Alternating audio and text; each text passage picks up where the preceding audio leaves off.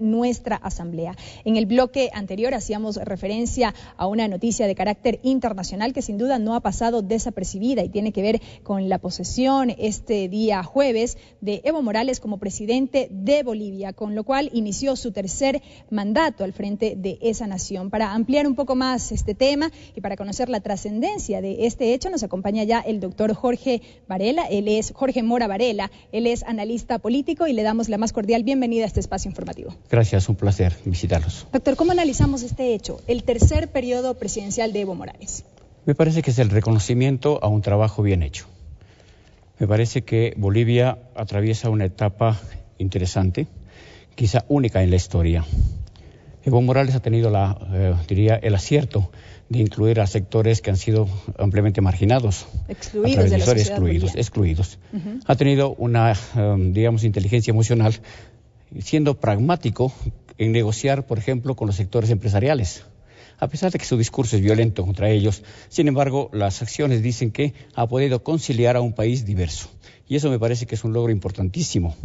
Me parece que enfrenta también algunas dificultades como el problema planteado con el Perú con Chile respecto a la salida al mar, pero me parece que en síntesis es el reconocimiento a que este personaje interesante ha sabido responder a las expectativas de un pueblo boliviano que en su mayoría ha sido postergado durante muchos siglos.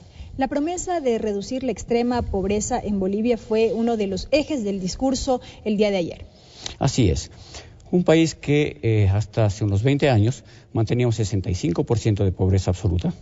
Hoy está en el 45%, que todavía es muy alto, pero sin embargo sus reservas económicas a través de la explotación del gas, del estaño y posiblemente del litio, que quizá lo convierta en un país absolutamente rico, hace que tengan los bolivianos expectativas ciertas y muy altas probabilidades de que los niveles de pobreza se reduzcan a niveles realmente de un país emergente. Hablemos también de los logros macroeconómicos de los que Evo Morales hacía referencia también en el discurso durante su posesión. Evo Morales cometió un error hace unos 4 o 5 años cuando quitó el subsidio a los combustibles. Sin embargo, la presión popular hizo que estos precios vuelvan a ponerse. Se quitó el subsidio y luego se volvió a poner. Sin embargo, eso le generó una inflación que hasta el día de hoy tiene repercusiones, incómodas para el gobernante. Quizá estos países de alguna manera se mantienen con la idea de que tienen dinero y deben ser subsidiados. Pero eso no permite la integración latinoamericana, porque las economías son asimétricas. Creo que ahí tiene un pequeño obstáculo a vencer. El momento que ellos puedan, racionalizar sus consumos o sus costos o el pago de sus materias primas, por ejemplo, creo que Bolivia estará muy bien. Los logros son evidentes, pero tiene que luchar contra problemas como la inflación, por ejemplo. A eso también iba. ¿Cómo es el tema de la inflación? Ha oscilado entre el 4.8 y el 5,19%. Con cifras oficiales. Me parece que la realidad es que están cerca del 10%. Las cifras oficiales de alguna manera maquillan cierta realidad, pero creo que no es un problema insalvable, creo que es controlable.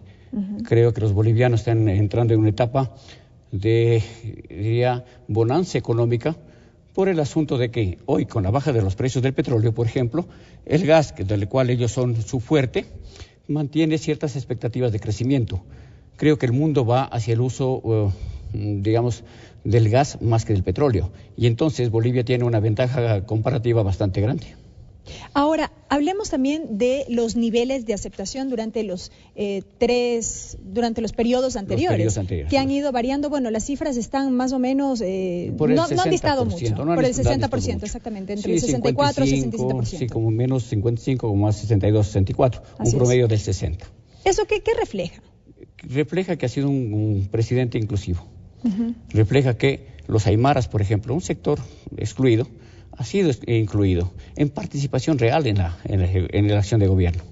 Pero como les decía hace un momento, es un presidente que ha tenido la inteligencia en hacer pragmático y no tener, unas decisiones políticas agresivas con los sectores que normalmente han tenido la producción. Por eso es que Bolivia no adolece de escasez, por ejemplo, de su propia producción, como es el caso de Venezuela, donde se hizo una política más agresiva y quizá un tanto imprudente. Me parece que la inteligencia emocional de Evo Morales y la inteligencia, yo diría, ideológica del vicepresidente García, me parece que es una combinación bastante buena. Evo Morales decía en su discurso que que se ha avanzado en varios aspectos, que hay logros importantes, pero que es necesario instaurar, él decía, nuestro proceso.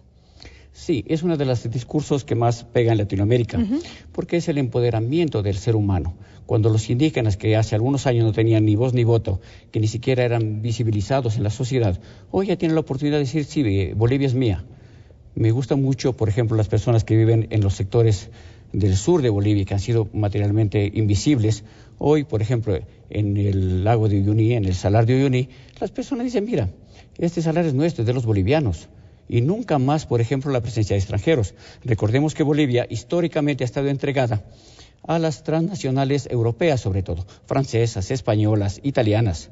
Pero hoy, cuando se nacionalizaron los recursos, fue no solamente el hecho de nacionalizar, sino de que el boliviano, el originario, se ha empoderado de su país. Y ese es un paso sustantivo importantísimo. Creo que cuando el boliviano, independientemente de quién gobierna, se empodera de su país, es el momento en que ese país va para adelante. ¿Cuál es la trascendencia de este tercer mandato de Evo Morales para la región? Tomando en cuenta que hablamos de que en la región tenemos gobiernos progresistas con modelos distintos de gobernar y demás. ¿Cuál es la trascendencia? Creo que Latinoamérica busca un nuevo liderazgo. Recordemos, por ejemplo, la muerte de Kirchner fue impactante porque perdió peso político en la región. La muerte de Hugo Chávez es algo que dejó un vacío de liderazgo. Quizá el envejecimiento y la salida de escena de Fidel Castro dejó ciertos vacíos. Y se habla, por ejemplo, de Rafael Correa como una figura que podría liderar. También Evo Morales. Quizá la limitación de Evo Morales sea su formación académica, que es incipiente, y quizá eso sea un limitante para acceder a a un liderazgo regional. Sin embargo, como una figura integradora, me parece importante hacia adentro.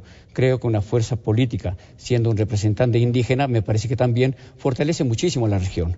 Creo que ese componente de ser originario es aquello que Evo Morales le ha dado tanto éxito. Hablamos entonces de que es factible este nuevo modelo progresista. Sí, me parece que sí, mientras se den algunas condiciones que creo que son básicas. ¿Cómo cuáles? La una es el hecho de tener estabilidad política. Segundo, el hecho de tener coherencia en el gasto. Recordemos que los momentos económicos son cíclicos.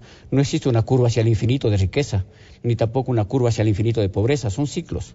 Uno de los logros más importantes de Evo Morales es el hecho de que ha tenido muchísima disciplina en el gasto público, mucha disciplina y una cantidad de recursos muy importante hacia el gasto social.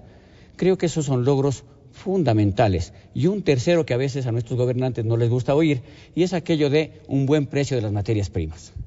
Mientras tengamos un buen precio de materias primas y sobre todo no dependiendo del petróleo, veamos que el precio del petróleo está cayendo y creo que este ciclo de baja de precio de petróleo va a durar un par de años, unos 3 años, estaría pensando en eso.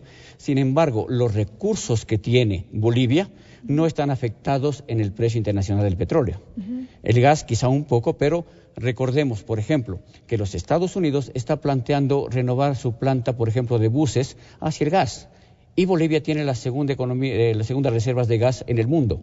Por lo tanto, es una posición estratégica privilegiada. El momento que vive Bolivia es importante y creo que podría ser sostenible en la medida que se mantenga disciplina fiscal y en la medida que se mantenga estabilidad política. Y creo que eso está garantizado porque la curva del 60% de aceptación se mantiene. Evo Morales ha sido una figura que no se ha quemado, que mantiene, digamos, la novedad, que mantiene, yo diría, vigencia, y que creo que su posibilidad de mandato hacia el año 2020 es muy factible y quizá alargarse un poco más. Finalmente, doctor, y de manera muy puntual, usted ya ha citado algunos elementos, pero ¿qué otros aspectos todavía quedarían en deuda de parte del gobierno en Bolivia? En deuda con el gobierno, el 45% de pobreza absoluta, eso es importante. Tiene un logro importantísimo, que fue declarado por la UNESCO un país libre de analfabetismo, es importante. Sin embargo, el saber leer y escribir no significa que la gente salió de la pobreza aún. Están en camino. También tiene como gran deuda el control del narcotráfico. Quizá se le está saliendo de las manos el hecho de que en Bolivia es evidente, existe narcotráfico, existe producción de cocaína, existe flujo de narcotráfico y es una deuda que no la ha podido cubrir. Una deuda final que me parece importante también es sincerar el asunto del litigio con Chile. Recordemos que la presidenta Bachelet no fue a la posesión de Evo Morales, porque ahí hay un asunto que es caliente, que es candente. Bolivia, por decreto, a partir de la Constitución aprobada en el año 2009, declara que deben revisarse todos los acuerdos que han firmado. Sin embargo, Chile no puede aceptarlo. Y entonces hay un litigio que Bolivia no va a quedar tranquilo, es parte de su identidad. La salida al mar, aquella que la perdieron en 1869 en el litigio con Chile. Creo que esos aspectos le van quedando debiendo, quizá deba Evo Morales poner un poco más de atención y creo que lo va a hacer porque es un hombre inteligente y su equipo de gobierno está respondiendo a la altura.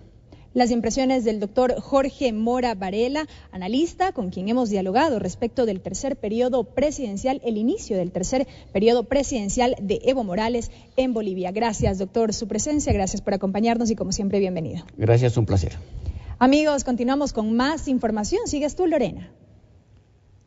Así es, Belkis, continuamos con más información. La Comisión de Justicia de la Asamblea